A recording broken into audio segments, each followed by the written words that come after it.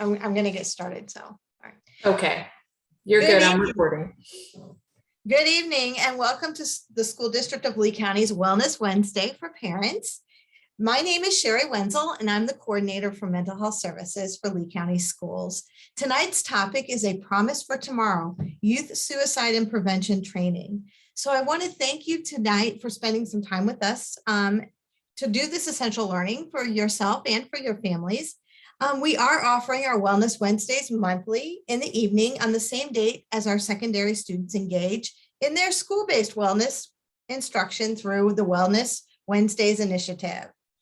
Each month, the district will present a different topic. And as I said, tonight's topic is a promise for tomorrow, youth suicide and prevention training.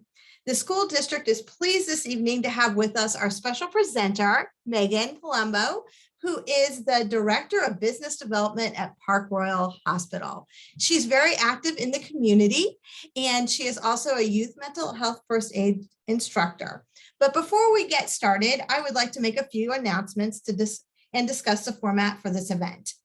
For your planning pleasure, the next Wellness Wednesday for Parents event is planned for April 27th. Details will be sent out via school messenger as those events draw near. As we turn our attention to this evening's topic, participants may enter questions into the question and answer section, and our panelists will address these during the question and answer portion of tonight's presentation. We are recording the presentation this evening for additional viewing on demand. This topic can be difficult for some of us. Please take breaks as needed and engage in self-care throughout this event as you determine appropriate. In addition, and I'm going to go ahead and show you, in addition, you will note that we have information on the screen if you or someone you know is having a mental health crisis and is in need of immediate support. These resources will also be shown at the conclusion of our presentation this evening. Please feel free to take a screenshot of this information as we encourage attendees to keep this information in an accessible place for any such time we may need to assist our children, other loved ones, or maybe even ourselves. It is now my pleasure to introduce tonight's expert presenter, Megan Palumbo from Park Royal Hospital. Thank you so much, Sherry, and thank you, Lori, Mary Lynn, and Lee County School District for having me tonight to be your presenter on behalf of the Jason Foundation. So I'm going to go ahead and get started. Let me go ahead and share my screen.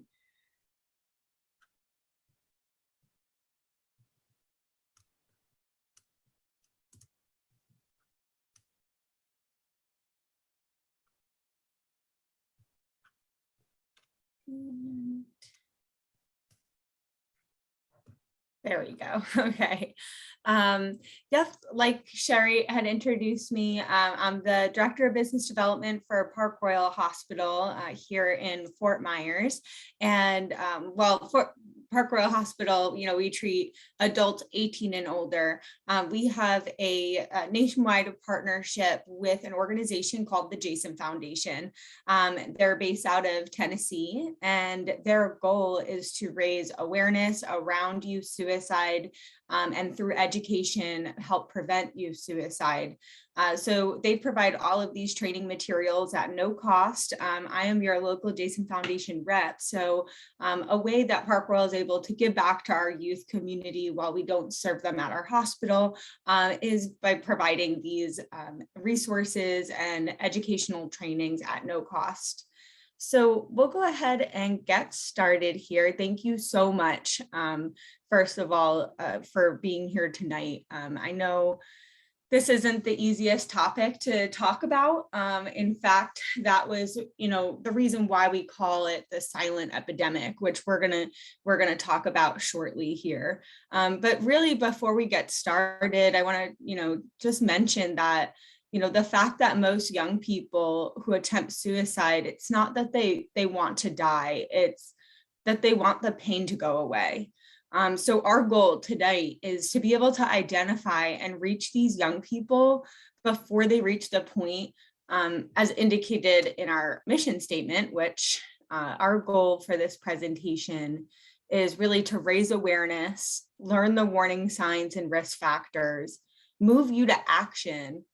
But something to just kind of take into account here, this is not to make you an expert or a crisis counselor. It's really just for us to build awareness, be aware of the growing problem, be able to intervene when necessary, and be prepared by knowing our resources.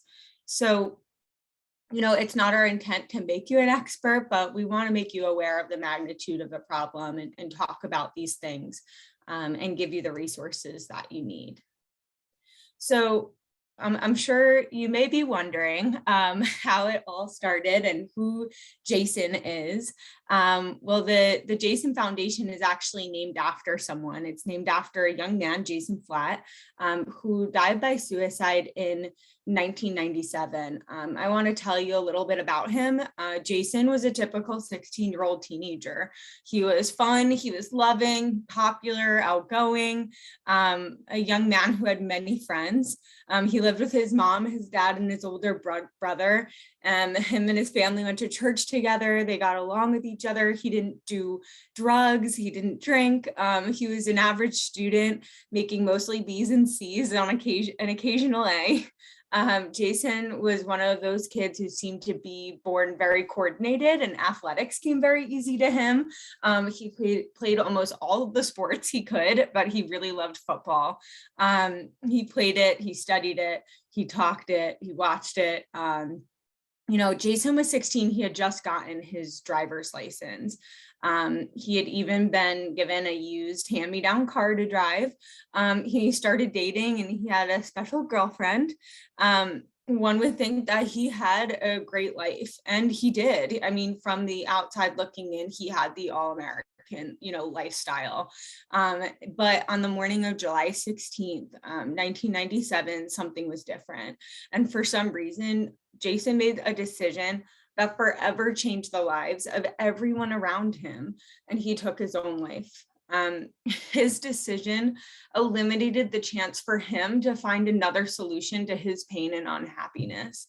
If only he had shared it with someone, how he felt, or if someone would have identified his situation, he could have been able to been given help, and possibly still be here today.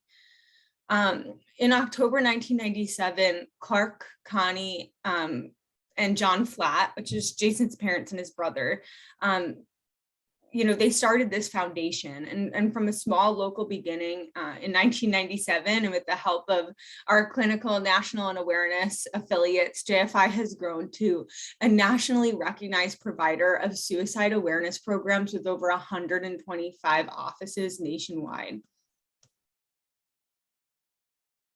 The main focus, our mission statement, is really to educate people about the problem and the danger of youth suicide. The Jason Foundation wants to help people to identify those young people that are in pain long before they think that taking their life is the only way to stop hurting.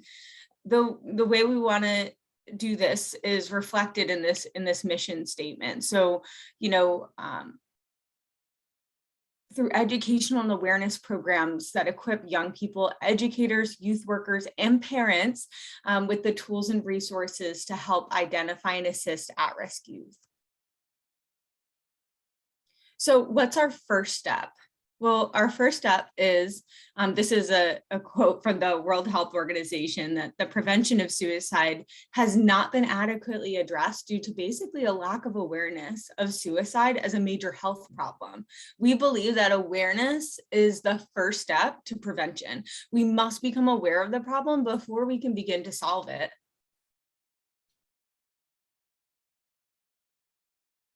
So,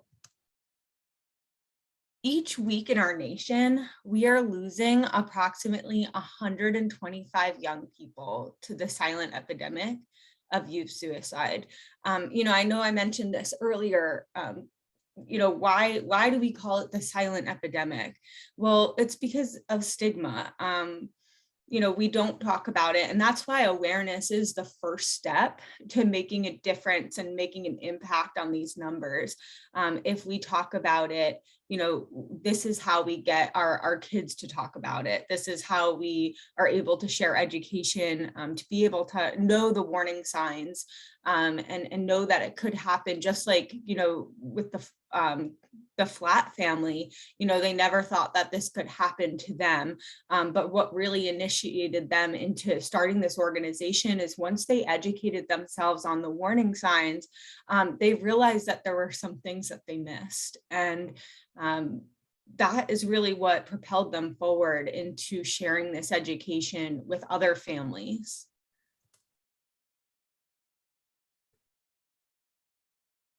So suicide is the second leading cause of death for youth ages 12 to 18. The second most likely cause of death, and it's actually the suicide as a cause of death is only surpassed by the unintentional accidents. So, car accidents, falls, gunshot wounds, and the big one, which is accidental drug overdose. So do you realize that if someone takes 8 to 10 times the least lethal dose of drugs and does not leave a note or tell someone of their intentions, it's recorded as an accidental drug overdose?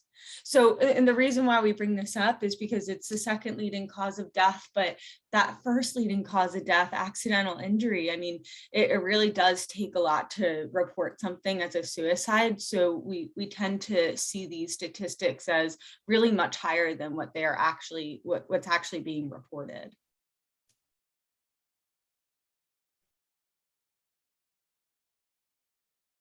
So suicide is the third leading cause of death for youth ages 18 to 22.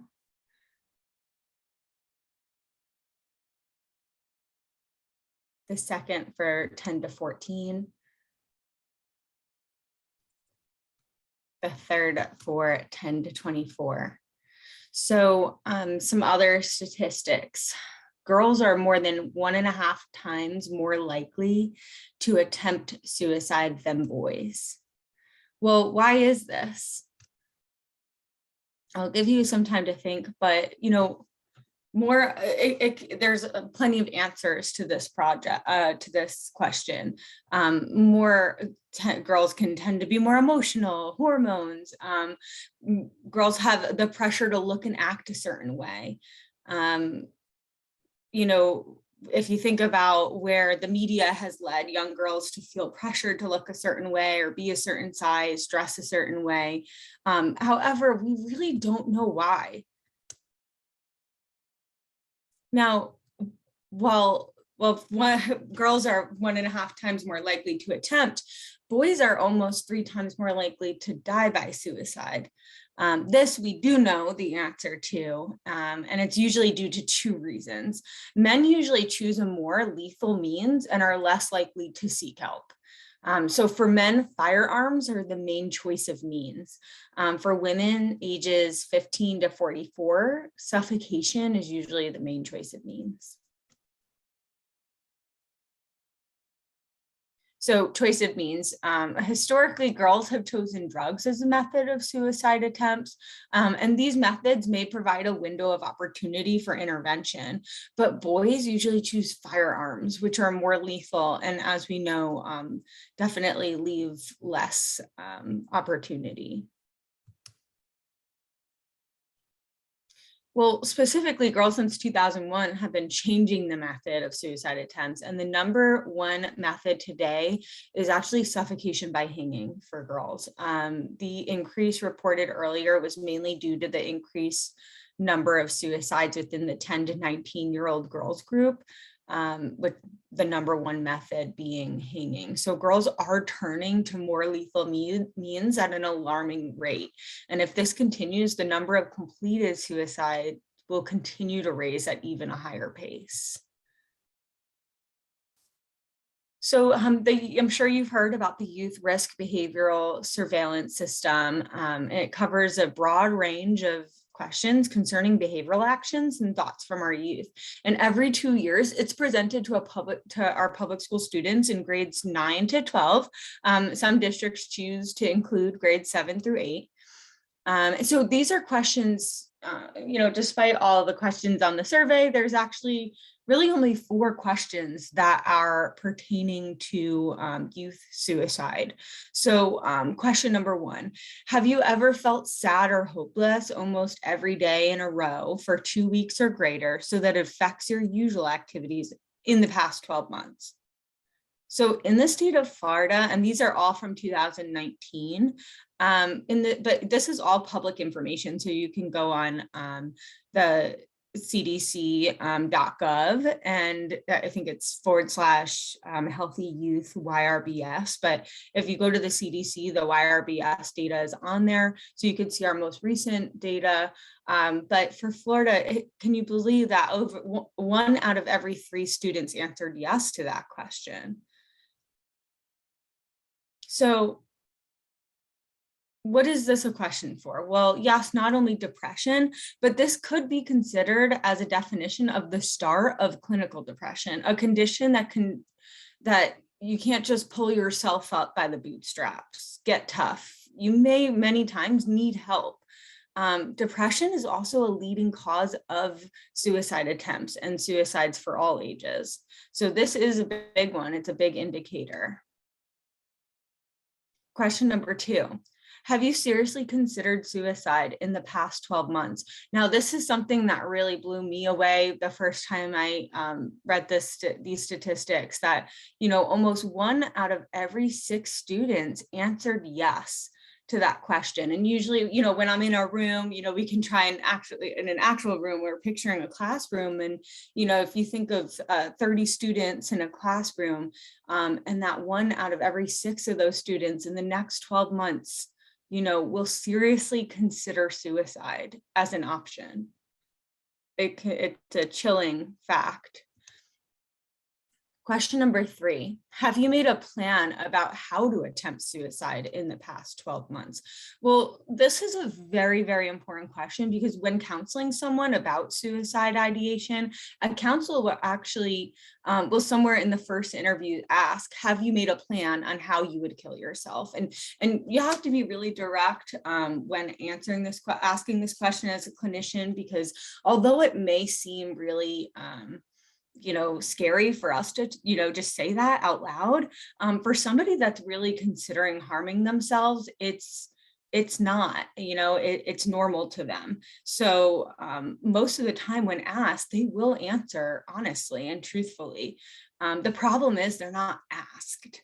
So, when we ask this question in our survey, have you made a plan about how to attempt suicide in the past 12 months? This is a crisis. This is what we actually, if a plan had been made, it means I know where the gun and ammo is. I know where the drugs are kept in my home. I know when I can be alone and undisturbed. You have gone from a time of concern to a time of crisis. A suicide attempt is almost certain if there's not intervention, if there is a plan. So over 1 out of every 9 students in Florida answered yes to this question, that they had a plan at some point in the past 12 months on how they would attempt suicide. And, the last question, have you attempted suicide 1 or more times in the past 12 months? Now, this is really crazy to see this number. Over 1 out of every 13 students answered yes to this question. So, I know I usually I ask the participants about the approximate size the classroom, and really thinking about, if the classroom is 30 students, it's possible that 2 of the students may attempt or have attempted suicide at least once in the past 12 months. I think this really opens our mind, and we do this training for teachers and professionals as well, in how we're approaching our students, giving us a more trauma-informed lens on some of our students and our kids. So Those are some pretty heavy statistics. Those are statistics, like I said, that come right out of a survey we give our youth. But what can be done? You know, they say suicide is an impulsive and complex of an act, but this can be a myth. I mean, if suicide is impulsive, it's done at a moment's decision. We cannot feel any responsibility for the tragedy, what could have been done. If suicide is not impulsive most of the time, which we're going to talk about, then we can share some of this responsibility for not preventing the tragedy. And 4 out of 5 individuals considering suicide give some sign of their intentions, either verbally or behaviorally, before their attempt. So, you know, these are clear, they're clear warning signs. And although 1 out of 5 fall into the myth of suicide being impulsive, this shows that the majority of individuals who will attempt suicide will demonstrate these warning signs or signs of concern before the attempt. Some for days, others for weeks or even months. In 80% of those considering suicide, we have an opportunity to recognize the warning signs and intervene. If we're educated to recognize our warning signs, we have a very good chance to recognize 80 of the 100 young people we lose each week and change their futures with appropriate help. So what can be done? First, we can increase awareness. Maybe you learned something today that you will share with others. Secondly, we can dispel myths about suicide, that suicide is impulsive. Talking about suicide will put the idea in someone's head. That's a big one. Like we said earlier, sometimes, you know, talking about suicide, especially for someone that's considering suicide, is the very thing that, you know, they need to feel to open up that safe space for them to talk about it. Someone who often talks about suicide is not at risk. That's another myth. A lot of times with youth, you'll have you know, someone, maybe their friends, joking a lot about killing themselves. And sometimes people think that just, oh, they're not actually going to kill it. They would never actually kill themselves. They always joke about it and talk about it, but they would never actually do it. And that's absolutely not true. Those are huge warning signs. But what can be done? We can educate ourselves about the problem like we did today. We are growing our awareness on you know, how often it really is occurring, how many of our students, our kids are actually, you know, having these thoughts. And that way we can learn the warning signs and the elevated risk factors to arm ourselves with ways to help identify our at-risk youth.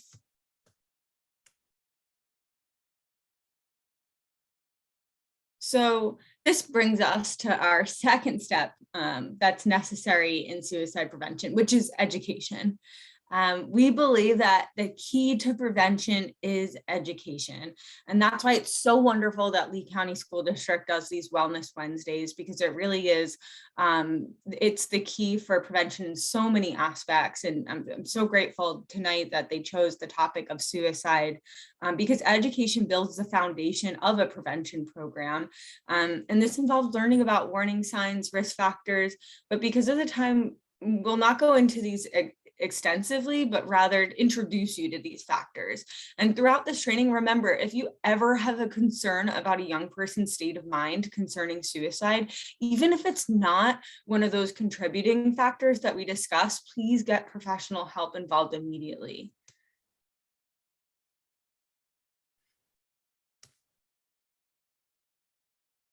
So here are some of the warning signs.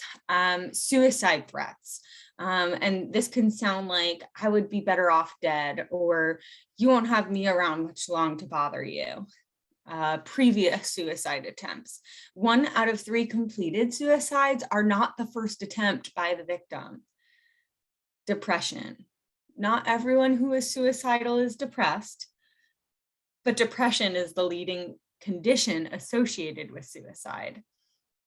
Many times depression is left undiagnosed and untreated, which can increase the risk for suicide. Final arrangements is a warning sign. Once the decision has been made to end their life, some people begin making final arrangements. That's another, we'll talk about this in out of character behavior on the next slide. But usually, someone who's made their final arrangements, which it could look like for a younger kid, giving away, their belongings, their collections, it also, you'll see like a period of euphoria happen, and it's because they've finally made their plan. They finally found their way out, and that stress and tension that they've been experiencing has kind of been lifted from them. So, if you were concerned about your kid or a student, and they were acting a certain way, and then all of a sudden, you were gonna say something, and then all of a sudden, the next day it seemed like they were totally fine. If anything, they were better than before. And a lot of people won't address it because of that, but in fact, that could actually mean that you're in a crisis situation, and you should absolutely address it still. So let's look at some of the out of character behaviors that we're talking about. Well, and I'm going to emphasize that some of this behavior is normal for some, of course, our youth, but it's really talking about, if we're having more than one of these, or just to raise our awareness. Abrupt changes in attendance, students start cutting class or school, and this is out of the norm for them. Dwindling academic performance in all subjects, not just one or two. You have all probably taught kids who never or have kids who never complete assignments, and that particular behavior is perfectly normal for them. It's only if these behaviors are different. So the thing with out of character behavior is it's what is completely different. It's not the kid that's isolated and shy and all very withdrawn, and doesn't talk to anybody. That's the one that's considering suicide. Like we talked about Jason. I mean, he was super outgoing and had a lot of friends. Maybe for him to then be withdrawn, that is a warning sign, because it's out of character for him to be acting like that. For somebody that's typically shy and withdrawn, all of a sudden starts acting out, or, giving away his things, or, those are out of character behaviors. Any sudden change in behavior is a big warning sign. Lack of interest in things they used to enjoy. Sometimes this comes in the form of giving up an activity or an interest. I know I told you that Jason loved football, but not long before his death, he decided he didn't want to play football anymore. And this was really out of character for him.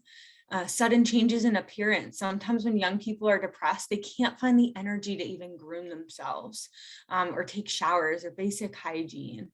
A change in friends or classmates. Example of this would be one had lots of friends and now seems to be alone. Trouble controlling their temper and seems to go from calm to rage very quickly. English teachers actually may see an increased theme of death or dying in creative writing or poetry from a student. Art teachers may see death themes in students' artwork. So these are things, when you're looking over your kids' assignments or homeworks, if you start seeing trends like that, that's a warning sign. But, an I don't care attitude from someone who used to care. I know, sometimes with our youth today, it could be a very common attitude to have. But really, if this is something that's out of character, it's something to be concerned. Eating too much or too little, or sleeping more than normal, or not sleeping at all. Any of these changes in behavior warrant at least some questions. Even if the young person is not experiencing a suicide ideation, something is happening in his or her life. So we need to ask some questions. So remember, many times signs of concern can be considered part of the normal adolescent growth, unless it persists over a long period of time. Several signs are evident at once, and like we said multiple times, that the behavior is out of character for them. So risk factors. We're going to talk about risk factors. Now, these increase the possibility of suicide, but they might not be the direct causes. So risk factors, relationship problems, if you ask in a study that was done, they've asked youth to like how many, like why they attempted suicide, youth that have attempted but have survived, and their answer would be to see how many people show up at their funeral. And, that's a very common answer. And it's also has to do with the fact that the part of the brain that can conceptualize death has not fully developed yet in a young person. So they really don't understand that, that's not a logical reason to, take your own life. And relationship problems, serious illness,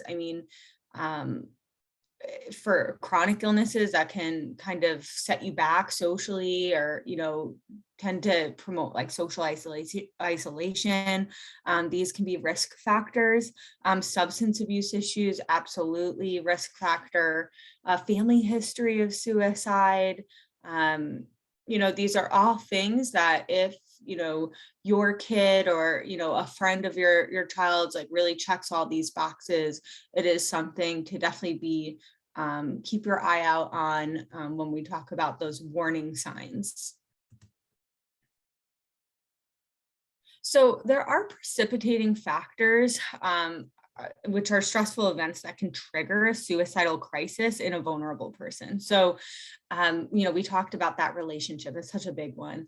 The end of a relationship can be a big trigger. So approximately 40% of youth suicides are associated with an identifiable precipitating event, such as the death of a loved one, the loss of a valued relationship, parental divorce, or sexual abuse. And typically these events coincide with other risk factors and warning signs, which are often displayed before the situational crisis occurs. So, while when we look at suicide attempts and we can say, oh, well, it's because they, lost a parent that week. Well, if we looked at the other warning signs leading up to that event, it was a precipitating factor.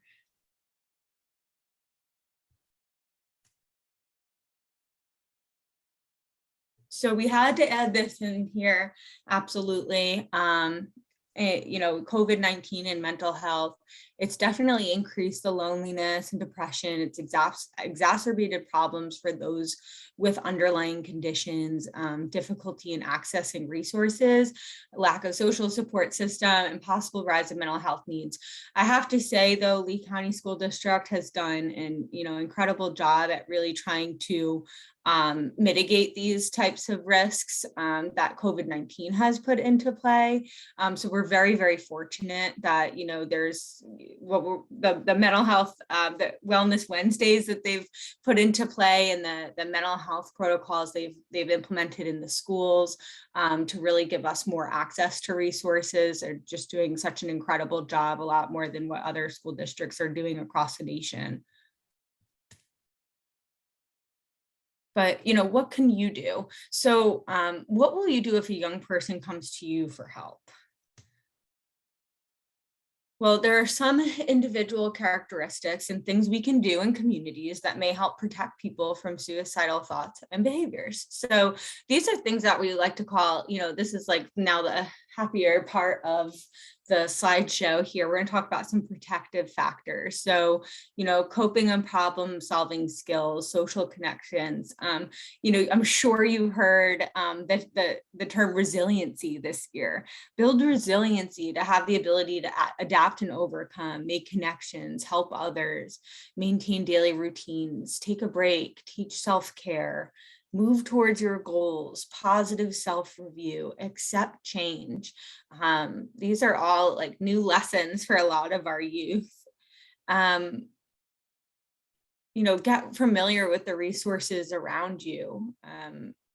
Definitely lock up firearms, medication, and get rid of lethal means in your household, though. So what you can do to help should you believe they may be at risk. So I love to ask the question is like, what's the number one way you can determine whether or not somebody is thinking about suicide? And I'll ask this question in a room full of people, and they'll answer, at this point in the slideshow, oh, they're giving away, their pens and pencils in school, or their, the changes in behavior. But you know what? The number one way is asking them. The number one way to determine if somebody is thinking about is asking those tough questions. Asking someone if they're contemplating self-harm or suicide will not increase their risk. Biggest myth right there. You're not putting the idea in their head. And most of our youth today is already thinking about it or has thought about it, or they'll appreciate the question. Ask if they're considering suicide or if they have a plan to end their life. It's okay to be direct. It's so okay to be direct, especially if somebody is considering. You will see their shoulders drop a little bit. They'll feel like they finally have that safe space to talk about it. Listen without judgment and show that you care. Listening without judgment is a really big one. They teach this in mental health first aid. If you've ever had the opportunity to go through that course, it's a great course. It really goes more into detail in that. If you feel they're in immediate danger, stay with them.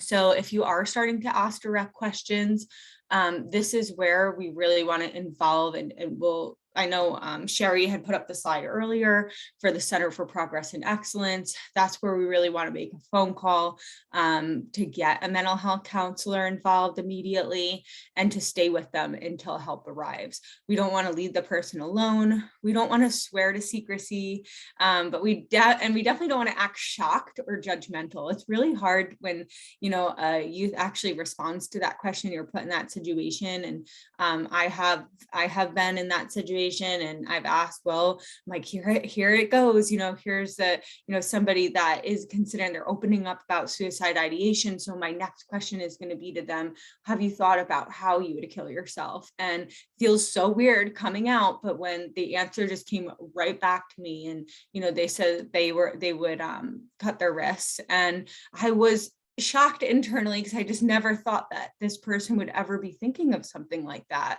And but I made sure that she was not to see that on the outside. We definitely don't want to. Sometimes people visibly take a step back when somebody's telling them how they would kill themselves, and we definitely don't want them to feel any more judgment than they're already placing on themselves.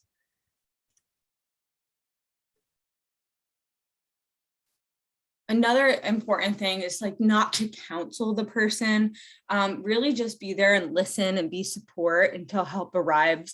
But we are not counselors. This training was not to make you mental health counselors. We have professionals for that, really great resources. So learn the emergency protocol for your school or organization.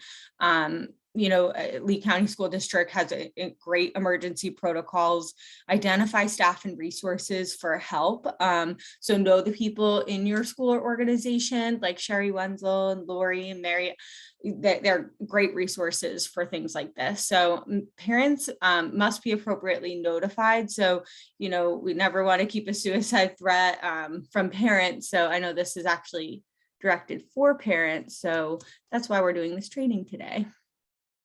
A basic rule to remember is that if you have any doubt of a young person's intentions or concern, get professional help immediately. If you have, I do this training with youth a lot, and we definitely, tell them if they're ever worried about a friend, there's actually an app called A Friend Asks, and kids can have it on their smartphone. And it tells them how to talk to their friend about suicide. It's a really great resource. If there's one app kids should have on their phone today, it's that one. It tells them the warning signs. Actually, we'll get to the slide here in a bit. But I always say they're always worried about telling an adult because of their friend being mad at them. And they're worried about jeopardizing that relationship. But It's better to have their friend be mad at them in the short term, but in the long term, get help. And we've seen that as a result of this training. We did it with a local organization, and we did it right directly with the youth. And, you know, it wasn't long after we got an email saying that one of the kids came up to their coaches and said, you know, I learned what I used and I was afraid to tell my friend's parents of what he told me. And he was I didn't want him to be mad at me, but I learned in the training that, you know, I should tell somebody anyway. And my friend ended up getting help, and he was mad at me, but he ended up thanking me later. So it was really great to see that, you know, they were able to push through that kind of myth. So these are school-based curriculums. Lee County Schools District has a great curriculum they actually use, but they've invited me to do trainings for their teachers before using this Promise for Tomorrow curriculum. Now, a friend asked, this is the app I told you guys about. Please, you know, I'll give you a minute to like take a picture of this slide with your phones, because I can't say enough. Everything that we talked about today is now just like a touch away. You literally can just click on the warning signs. You can click on how to help a friend, and it literally gives you like the words to say to your friend. It's so great for youth to have, and it connects you directly with resources like the National Suicide Prevention Line. There's a SAMHSA, which is the Substance Abuse Mental Health Administration facility locator through the government. And again, a Get Help Now button. So these are just more, you know, trainings that the Jason Foundation has. Kind of skip through this because we're really just focusing on parent resources and parent and community. There's a crisis support team for school administrators and youth leaders when dealing with tragic events in their schools. So if there was a recent suicide attempt in your school, or there was school violence, a death, you can actually call the crisis support team and they'll give you, they'll get back with, it's not like a immediately crisis, it's not a crisis line, it's a crisis support team. So they get back to you within 24 hours, and it's a clinician that can help give you advice on how to handle a situation. And that was actually born after, you know, a lot of the school shootings that were happening, and teachers and parents like really not knowing how to provide support for their kids. So again, this was a really great resource to utilize when dealing with tragic events. Hopefully we never have to utilize that. This is our other training modules, but another way you can help is through social media awareness. So we have a I Won't Be Silent campaign. So as parents, you can go ahead and post a picture of you today using the hashtag I Won't Be Silent, and let people know that you went through a training today. Like you went through a training on youth suicide. Share a statistic related to what you learned today. And, you know, you're already doing your part in raising the national conversation on youth suicide.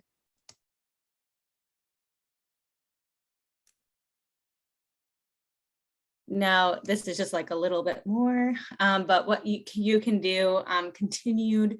So you can call the SAMHSA National Suicide Prevention Line. Hopefully, actually in November, I believe of this year, they're initiating 899. So you don't have suicide crisis lines will just be 3 digits and not this whole thing you have to remember. It should just be like 911. So we're really excited about that. And actually in closing today, I know I gave you guys a lot of information. We've looked at the numbers, statistics, data, and percentages. And sometimes we do that. We tend to forget that every number represents somebody's son, daughter, grandchild, nephew, niece, friend, or student. In an effort to put a face to these names, I'd like to share with you the work of our team board who made a JFI memory quilt a few years ago.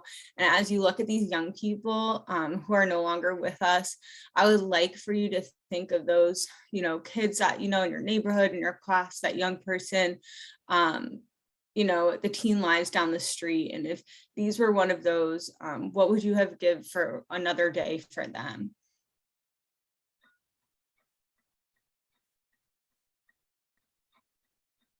I was there on the edge, I was low, just like him in the moment when all hope had faded. Then a hand reaching out to lift me up, help me down, and we sat and we talked and we played. Sometimes that's all it takes. I won't be silent, can't keep me quiet. I'm gonna speak my truth, even if my voice shakes. No need to hide it, no shame to fight it. We gotta tell somebody, tell somebody. So something to just end this with is that we remember those 125 young people we lose each week to suicide, but 100 of them could have been saved if we train their friends, their teachers, their youth workers, and parents on how to identify these warning signs and how to respond. So I want to leave this time for any questions or comments about the information provided. I want to thank you so much. You guys were a great audience today for taking the time to be here. I'll be here for a few minutes if anyone wants to speak. I know Sherry and Lori are here to answer questions as well. So with that, I'm going to go ahead and bring this slideshow to a close.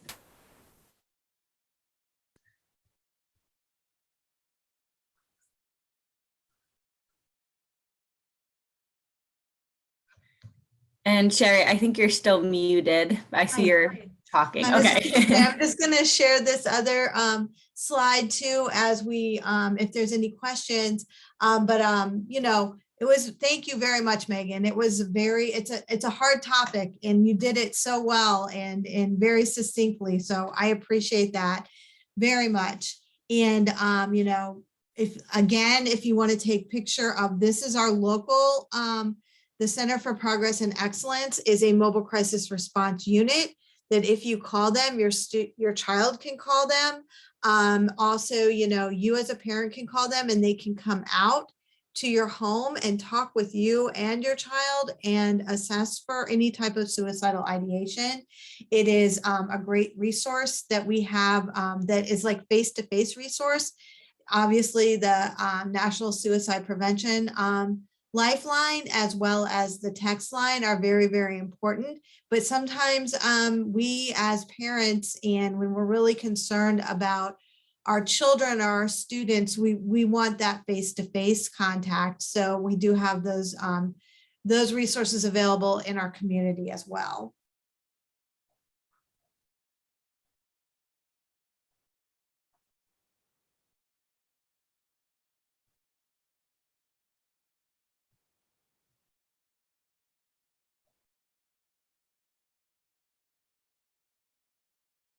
I am not seeing anything pop up in the chat room today.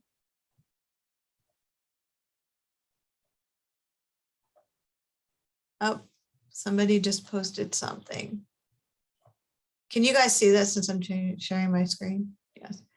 Does somebody want to?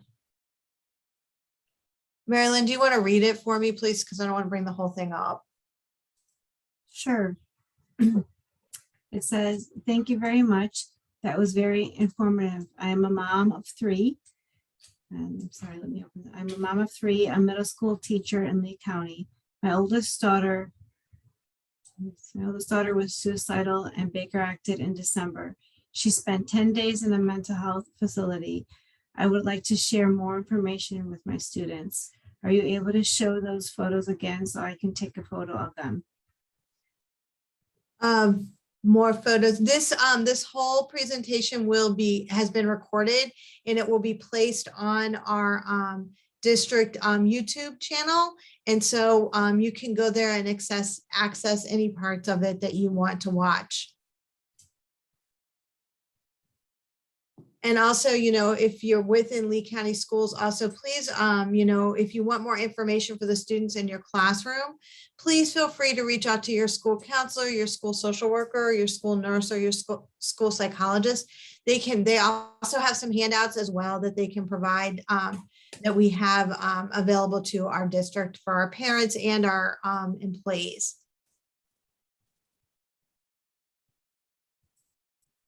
Thank you for that question.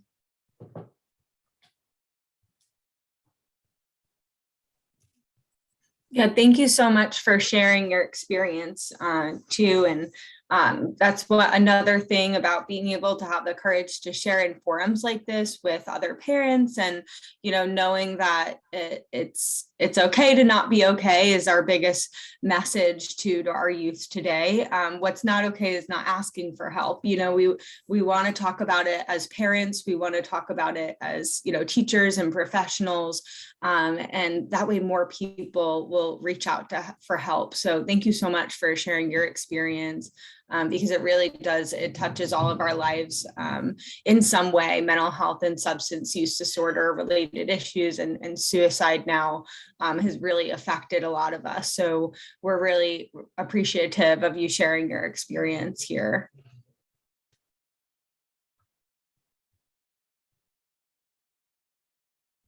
Are we seeing anything else, Mary Lynn? Because I don't want to bring it up just in case I'm sharing. Nope, that's, I haven't had any other new questions. All right. Well, thank you all very much for joining us this evening. Again, our next one is going to be Wellness Wednesdays for Parents will be April 27th. So we hope to see you all with us again, spending the evening with us or at least a portion of it.